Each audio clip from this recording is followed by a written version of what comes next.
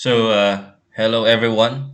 So, let us continue our discussion on occupational safety and health sa ating week 4. Okay? Without further ado, let us discuss the following topics. The basics of ergonomics and workplace relevance, ergonomic design principles for computer workstations, preventing musculoskeletal disorders. Okay, this will be a short discussion. So, here are the basics of ergonomics and workplace relevance. We have here four definition of ergonomics, the relevance in the workplace, health and productivity connections, and overall well-being of computer engineers. So when we say ergonomics, ergonomics is the scientific discipline. Okay, it is the scientific discipline concerned with the designing and arranging products, systems, and environments to fit the people who use them. It aims to optimize human well-being and overall system performance. In computer engineering, ergonomic principles guide the design of keyboards, chairs, and workstations for the optimal comfort and efficiency. So dito, sa ergonomics, nagdi-design sila ng mga products and systems kung saan fit ito sa mga taong gagamit sa kanya, na relax yung well-being and yung performance ng gumagamit. Ang example natin dito sa computer engineering is syempre upuan, di ba? Yung mga keyboards na ginagamit natin para mas relax yung ating mga kamay, yung workstation, yung table, kung maluwang ba siya, kung masikip ba siya, tawag dito, pwede mo bang relax na magamit yung mga kamay sa mouse and ano mo, sa keyboard mo, diba? Yung chairs mo ba is monoblock, hindi ka nakaka-relax, o yung chair is may armrest, may headrest, may foam, diba? Naka mesh type ba siya para press ko sa likod, so mga ganun ba. So that's ergonomics, no?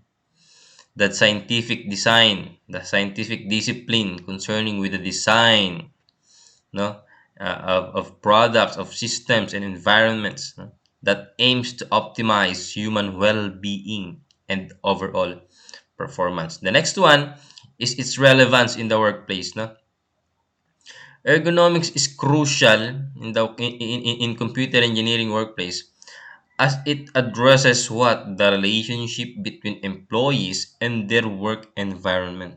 No? Proper ergonomic design minimizes the risks of discomfort, injuries, and stress. No? Hindi nyo alam, pagka computer engineer, talaga nakaka-stress, programming lang, di ba? Programming lang, tapos upuan mo, hindi pa maayos. Sira-sira pa, di ba? So, doon, stressful ka na. No? For example, customizable desk heights and adjustable chairs allow computer engineers to adapt their workstations to individual preferences, di ba? Yung upuan mo, adjustable pa siya, no? Yung height niya, di ba? Yung kanyang sandalan, yung headrest sa ulo, di ba? Same time, yung table, yung iba, mas prefer nila yung tumataas, yung iba mababa. Same time, yung monitor, gusto nila, adjustable siya sa left, right, up, down. So that's how ergonomics must work, no? Customizable lahat ng iyong mga item, no? Because it addresses the relationship between the employees and their work environment. Proper ergonomic design minimizes the risk of discomfort. Tama din naman, ba? Pagka hindi ka komportableng gumawa, baka yung makompromiso naman yung productivity, di ba? So that's the relevance of it in the workplace. No? How about health and productivity connection? No? So dito naman, the application of ergonomic principles in the workplace directly impacts the physical health and productivity of computer engineers. By promoting comfortable and efficient work environments, ergonomic practices contribute to the overall well-being of employees. For example, no, Ergonomic office furniture reduces the likelihood of what? Na? Musco, musculoskeletal disorders or MSDs and enhances productivity by providing conducive workspace. So dito, may connection kasi itong mga ergonomics na to sa ating health, no? Kapag napabayaan natin yung ating workplace or ergonomics natin is hindi kaaya-aya, hindi maayos, there's a chance that we could suffer the likelihood ito nga musculoskeletal skeletal disorders, ano? Yun ang dapat nating iniiwasan parang sa gano'n, yung productivity natin manatiling high or manatiling we have high performing attitude, 'di ba? High productivity tayo. So that's how health and productivity connected in the basics of ergonomics, no? Because again, it directly impacts the physical health and productivity of computer engineers. Okay. Last one is the overall well-being of computer engineers. No? Ergonomics goes beyond physical health. No? It also considers the mental and emotional well-being of computer engineers. No? A well-designed workspace fosters a positive and conducive atmosphere for creativity and focus. For example, no, implementing ergonomic lighting to reduce eye strain and creating collaborative workspaces for improved communication and team dynamics. So dito naman, no, it's not just the table, the chair, no, your keyboard, your mouse, your monitor ang pinag-usapan natin dito when it comes to overall well-being. We can also consider yung environment natin we're in. Yung bang flooring mo hindi basa, baka madulas ka. Yung bang ilaw mo hindi naman kumukurap-kurap yan, hindi pa pundido yan, okay ba yung lighting yan? How about the air, no? Ibig sabihin, wala bang chemical dyan na maaari natin ma-inhale, di ba? And then, di ba siya ganun kainit? Di ba siya ganun kalamig? Di ba? Di ba? Tapos, yung bang mga gamit natin is for example, nalilinisan ba natin? So we must be ang tawag dito, we should always be looking at look after the our items and our equipment, no? And the overall environment natin. Kasi a well-designed workspace again fosters a positive and conducive atmosphere for creativity and focus, di ba? Siyempre tayo pag nagtrabaho tayo gusto natin sa magandang lugar, magandang pwesto, for example, maganda yung sinag ng araw, di ba? Same time, pwede kang lumipat sa ibang lugar na parang co-working space ang datingan, di ba? That's the modern workspace ngayon eh. Okay? So, implementation also of ergonomic lighting to reduce eye strain, di ba? And creating a collaborative workspaces. So, those are the basics of ergonomics and workplace relevance, no? We have here some subtopics na. We have defined the ergonomics, its relevance in the workplace, and its connection to health and productivity, and its overall well-being of computer engineers. Okay. So here are design principles for computer workstations. No? We only have three. No? We need to have an adjustable workstations, proper keyboard and mouse placement, monitor placement and height, di ba? Ito yung dinidiscuss natin kanina sa ating overall well-being and health and productivity connection, no? So when we say adjustable workstations, no, we are designing workstations or personal desktop locations, no, that allow users to customize the height and positions of their desks, chairs, and monitors for optimal comfort. Diba? Yung iba, nakita ko, napapansin ko pagka nagpa-program, malapit na sila nakahiga eh, di ba? Yung style nila eh. Pag nakaupo sila, nakaliyad silang bahagya. Yung keyboard nila nasa lap nila. Yung monitor, napakataas ng dating, tapos nakaharap sa kanila. So, that's their comfort. Di ba? Ang ibig sabihin lang nito, the users or you guys have the ability to customize your workstation for optimal comfort. Yun dun ang gusto yung ano eh, tawag dito. style na mag-program, na magtrabaho, yung nakaliyad, nakahiga, nakababa yung keyboard, di ba?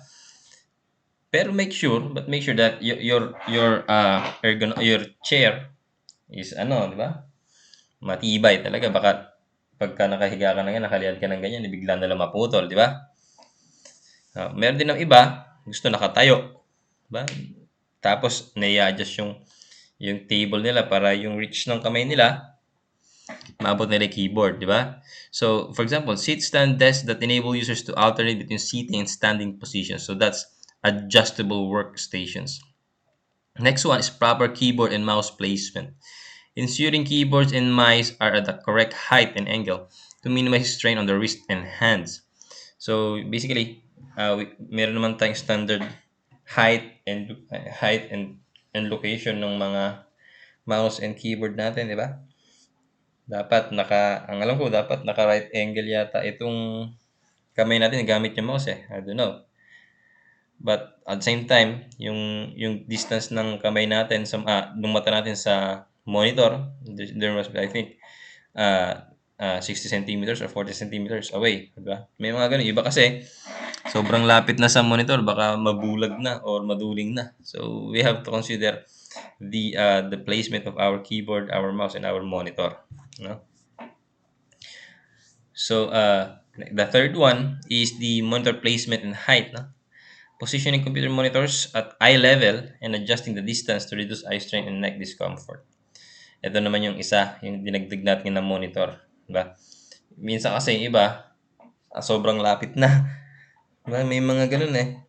Nakikita ko mga streamer, di ba? Napakalapit na, lalo na yung mga nag-CSGO o naglalaro ng mga COD. Napakalapit na ng mata nila, parang hindi kaya sila na sumasad yung mata nila doon sa mga ganun. Anyway, your monitors must be adjustable para maiwasan yung eye strain natin and neck discomfort. So those are the ergonomic design principles for computer workstations. We must have adjustable workstations, and we have to consider the proper keyboard and mouse placement sa ating table and the placement ng ating monitor and its height. No? So last one is the preventing this kind of disorder. So ano ba itong musculoskeletal disorder or MSD? No? So this is such a carpal tunnel syndrome and back pain. No? Sa likod pala ito. And their connection to poor ergonomic practices. So repetitive strain injuries caused by prolonged and awkward postures. Ano ba ang posture nyo pag nakaupo? Ano ba tawag din? Hindi ba kayo nakaupo na maayos? Parang nakalihis ba yung likod nyo? Hindi ba kayo nakasandal? Nakayuko? Ano ba? Di ba? So make sure that hindi sumasakit lagi ang likod nyo. No? Kasi ang cause nga nito is yung poor ergonomic practices. Yung workstation nyo hindi maayos, yung chair ninyo hindi maayos, yung pag-upo nyo hindi maayos, may mga ganun talagang mga bagay na we have to consider to prevent or to avoid this kind of disorder. Lalo na kung paulit-ulit na lang kayo nagkaka-problema. For example, pag-upo nyo ganyan, bigla na lang sira upuan mo, hindi pala nakaayos. Again, ulit na naman hanggang sa nagkaroon ka na ng problema sa back mo, back pain. Diba? Next one is the importance of regular breaks in movement. No? Encouraging employees to take regular breaks, stretch and move around to prevent stiffness and muscle fatigue. So dito naman, hindi ka naman dapat kasi talaga nakaupo ng 8 oras if you are into programming or if you are into, in front of your computer the whole day. No? Kahit siguro every hour, tayo ka, every 40 minutes, 45 minutes, tayo ka, lakad ka, CR ka, stretching ka, ba? Lakad ka, takbo ka kung gusto mo, tumakbo ka rin, kuman ka na rin, ba? Same time, stretch ka rin, di ba? Stretching sa likod, sa batok, sa kamay, para maiwasan yung muscle fatigue, di ba? Hindi naman sinabing every 5 minutes gumalaw ka. But make sure 45 to 1 hour galaw ka, tayo ka, stretching ka. That's para maiwasan yung fatigue, yung stiff neck, di ba? So those are the importance of regular breaks in movement. Last one is employee training on ergonomic practices. Providing training sessions to educate employees about proper ergonomic practices and the benefits of maintaining good posture. No? So make sure alam natin yung mga good habits natin when it comes to workstation postures, no? Hindi yung nakayuko ka, nakahiga, dapat straight body pa rin, di ba? Ganun naman ang ideal na posture when it comes to our job, when it comes to programming, designing, di ba? Using of computers. Okay? So those are ways we have to consider to avoid musculoskeletal disorder. No? To further understand this disease and not disease, this problem, let us watch these three videos. Okay. Tasks we do at work can overload our bodies and lead to injuries to muscles, ligaments, tendons, bones, and nerves through sprains or strains. These are known as musculoskeletal disorders, or MSDs for short. MSDs are one of the most common and chronic conditions in Canada, and they cost Canadians billions of dollars each year due to healthcare visits and time lost from work. The good news is that MSDs are often preventable. Incorporating economical and straightforward workplace actions can prevent workplace MSDs and keep workers healthy, safe, and on the job. Being able to identify and resolve concerns early aids in preventing or reducing symptoms. Hazard assessment and control are required by Alberta's occupational health and safety laws.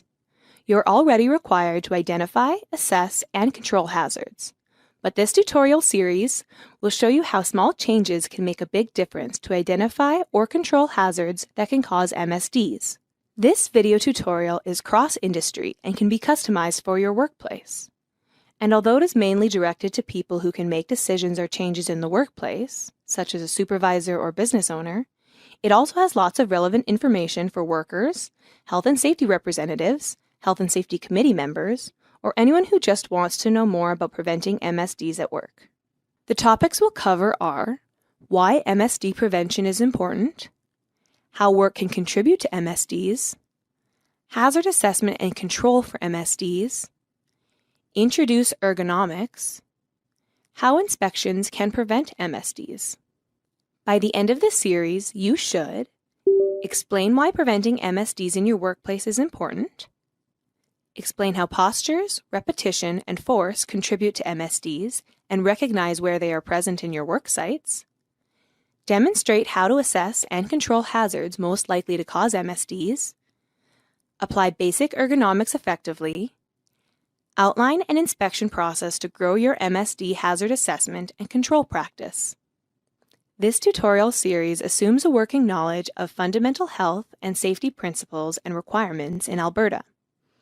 These include the Internal Responsibility System, formal hazard assessment and control, and workplace inspections. If you want more information on any of these topics, please visit the links on the screen. You may also want more information on these topics to supplement what you will learn during this tutorial. The tutorial series is produced by the OHS Prevention Initiative, a partnership between the Alberta Government, industry, labor, and health and safety organizations. The following organizations contributed to this tutorial. Workplaces change. Repeating and revising hazard assessments helps prevent unsafe and unhealthy working conditions. Incorporating the tips recommended in this video tutorial series can be a bit awkward and clunky at first, but does get easier to do with time and practice. The OHS code requires employers to repeat a hazard assessment at reasonably practical intervals, when a new work process is introduced, when there are changes to work processes, operations, or the worksite itself, or before the construction of other significant additions or alterations to a worksite. Inspections are a key part of a functional internal responsibility system and can give you key information about your hazard assessments. For instance, by checking if existing controls work or that new hazards haven't been introduced to your worksite since your last hazard assessment was done. Including MSD hazard checks in your worksite inspections is easy, but to be effective, they should take into account some key considerations. People doing formal inspections should have some basic ergonomic awareness and useful tools, such as reference standards to OHS legislation, guidelines, or checklists. As well as looking at the work area where workers perform their tasks and the equipment in use, MSD hazard checks should also look at how workers are working and evaluate what is being observed against what should be done. Are workers using the controls that are in place? Is equipment in good repair? Requirement to engage workers during the inspection. For instance, have workers demonstrate a work activity they find challenging or difficult, and then discuss strategies that may improve the design and performance of that activity. It is also a great way to clarify understanding or get suggestions and feedback. Except when eliminating a hazard, MSD prevention may require workers to learn new habits, such as implementing a new policy. Be reasonable about timelines to see change. Again, inspections themselves can be a great way to remind workers about ergonomic principles and healthy practices. Remember to look for factors that affect MSD risk when doing a worksite inspection that takes MSD prevention into account. These include the environment, equipment, materials, and people. For example, environmental conditions such as safety devices in use, vibration exposure, extreme temperatures, overloading, crowding, or failing to balance, handling materials in unsafe ways, physical demands of work tasks, such as contact forces, repetitive motions, static positions, and work speeds, using the hands or body instead of tools or other assisted devices, or failing to use or not properly using personal protective equipment. Successful MSD prevention relies on inspections being done properly, including having a system for following up when changes are needed and sharing findings and corrective actions with workers. Also remember that there are different types of inspections and that you'll get the most complete picture of how well your controls are working by looking at data from different sources. Formal inspections occur regularly, usually on a set schedule, and are systematic. Typically, they use a checklist to make sure that all controls are in place and nothing is missed. Informal inspections can occur infrequently or spontaneously and may not involve documentation, unless, for instance, changes to work processes or other controls are needed. Examples of informal inspections include walkarounds or job observations, where a supervisor checks how a worker is working and gives direct feedback, including, if necessary, asking for immediate corrections. And hazard hunts, where workers survey a workplace looking for hazards. Add information about MSD hazards and that their controls are in place to existing checklists you may use. You can use a second checklist that focuses on ergonomics along with your main inspection checklist. Either way, checks should be specific for your worksite. In making your observations, you can use a rating system that's simple as yes or no questions about the tasks. For instance, are workers lifting from floor to waist level as per our safe lift manual? Or you can use a more detailed rating system that refers to workers' hazard assessments and physical demands analyses. You may want to pause the tutorial to study the sample checklist listed on the bottom left link on the screen. You can also think about what to include in a checklist that fits your workplace. Checklists also need to work for your inspection team. The team needs to understand how to make and record required observations correctly and feel comfortable using the tool. The checklist should also have space to capture observations that aren't on the preset list, and to make notes about corrective actions. Training your inspection team on how to use your inspection tools is critical to a healthy and safe workplace. Training can include how to use any inspection tools, strategies for conducting the inspection, such as working left to right in a room and looking bottom up in each area, or a timeline format, what you should do before, during, and after the inspection. Evaluated over time, inspection records can also help you identify trends in health and safety outcomes. Are people using ergonomic principles more frequently, for example, over a period of time? When evaluating the inspections, you're comparing the risk results with previous results and a set of standards. You're also looking for trends that can be measured in various timelines, such as daily, weekly, monthly, per season, annually, by industry phase. This trending report should summarize conclusions, provide action items, and be shared with key stakeholders. This wraps up the tutorial series about MSDs and how to prevent them. The series covered why MSD prevention is important, how work contributes to MSDs, assessing MSD hazards and controlling them, ergonomics, and how inspections can help prevent MSDs. You are encouraged to review the tutorials and other resources as often as possible. They can help you make MSD prevention one of the health and safety priorities at your workplace. The tutorial series is produced by the OHS Prevention Initiative, a partnership between the Alberta government, industry, labor, and health and safety organizations.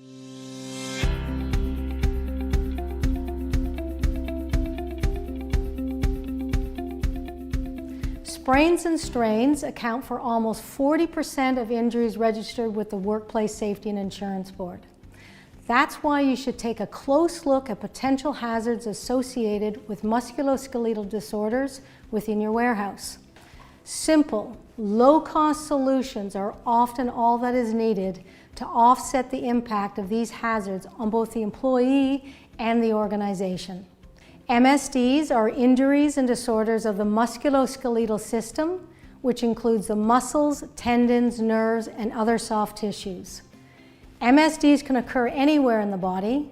The back is the most common, but the shoulders, neck, elbows, hands, and wrists are also frequently involved. MSDs occur in the workplace when the demands of the job exceed the capabilities of the worker. They're usually associated with three main hazards: force, when moving product and equipment; repetition, when using the same body parts repeatedly with few breaks or chances to rest; and awkward posture, when the muscle tissue is put at a mechanical disadvantage. One of these hazards alone may not result in an injury, but the combined effect can create the perfect storm for a soft tissue injury. In a warehouse, we often see these hazards at play with substandard conditions, poor lifting techniques, and habits that threaten the soft tissues over time. Things like repetitive bending or reaching and twisting to lift product from the pick location to the pallet, lifting from above shoulder level or while holding the load away from the body, prolonged standing with the majority of the weight on one leg, heavy lifting after periods of prolonged sitting, like getting off a lift truck to retrieve an item, twisting through the trunk instead of shifting the hips to get a clear view when traveling in reverse, working with awkward back and neck postures when operating equipment, like looking overhead to an elevated pick location, exerting extra force to push an overloaded cart, or struggling to steer a cart with worn casters. Working in freezer storage areas where dexterity and movement may be more difficult due to the cold. Fortunately, many of these hazards can be managed with a few key steps. Provide training on MSD hazards and safe lifting techniques for both staff and supervisors. This will help increase awareness of why it's important to use good body mechanics and proper techniques. Involve employees when identifying and controlling MSD hazards. Employees doing the job often know what causes them the most pain and discomfort. Raise heavier items up off the floor with another pallet or two, or by adding an adjustable lift table so lifting can be done in a more neutral posture. Verify that you're using the appropriate equipment for the task and that it's maintained regularly. When possible, speak to suppliers to provide options for box size and weight. Provide pull sticks for smaller items on the second level of racking to reduce extended reaching. Know which heavy or awkward items require a two-person lift and promote a culture that rewards supportive behavior. MSD hazards pose a significant threat to warehouse staff. Having just one person off work with a back injury could have a significant impact on your operation.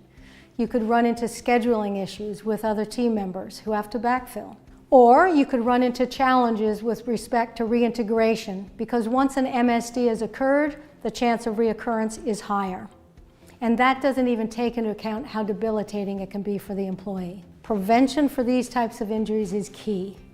I've outlined a few of the things that companies and employees can do to recognize and reduce hazards of MSDs. But if you're unsure, consider an ergonomic assessment of your workplace. A qualified ergonomist can isolate the specific hazards and offer solutions to ensure your staff are working smarter, not harder. After all, work shouldn't hurt. I'm Sandra Patterson, and this has been your health and safety tip from Workplace Safety and Prevention Services. For more information, visit WSPS.ca.